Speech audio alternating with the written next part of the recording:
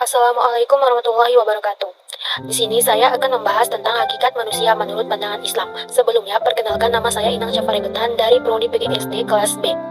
Yang pertama, saya akan membahas tentang penggunaan istilah dalam Al-Quran. Jika diperhatikan dengan seksama, penggunaan kata yang merujuk pada makna manusia dalam Al-Quran terdapat beberapa istilah. Istilah tersebut antara lain yang pertama Bashar, yang kedua Al-Insan, dan yang ketiga Al-Nas. Masing-masing istilah tersebut memiliki maksud dan perbedaan tersendiri. Perbedaan tersebut dapat dilihat dalam diagram yang berikut. Berikut adalah diagram perbandingan istilah manusia dalam Al-Quran. Yang pertama, istilah Bashar dalam Al-Quran ditemukan sebanyak 37 kali. Maknanya merujuk pada sifat biologis manusia seperti berasal dari tanah, makan, dan minum. Yang kedua, istilah Al-Insan dalam Al-Quran ditemukan sebanyak 65 kali. Maknanya merujuk pada sifat psikologis atau spiritual manusia sebagai makhluk yang berpikir, diberi ilmu, dan pengemban amanah.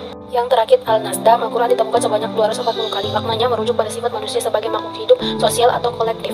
Berikut persamaan dan perbedaan manusia dengan makhluk yang lain. Yang pertama, persamaan dengan makhluk yang lain.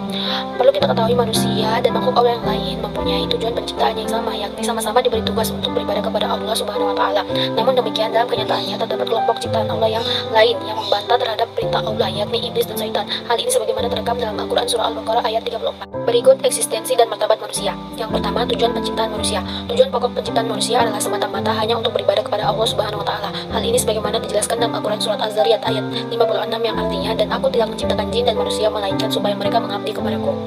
Proses penciptaan manusia. Selain dalam Al-Quran surat Al-Mu'minun ayat 12-15, proses kejadian manusia secara lengkap dapat dilacak dalam hadis yang diriwayatkan oleh sahabat Ibnu Mas'ud sebagai berikut.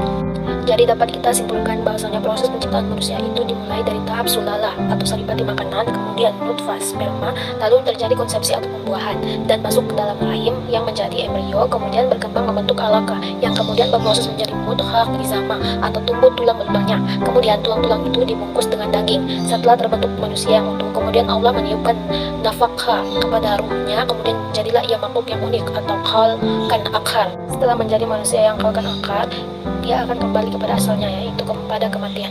Mungkin itu saja yang dapat saya sampaikan. Kurang dan lebihnya saya mohon maaf. Wabillahi taufiq wal hidayah. Wassalamualaikum warahmatullahi wabarakatuh.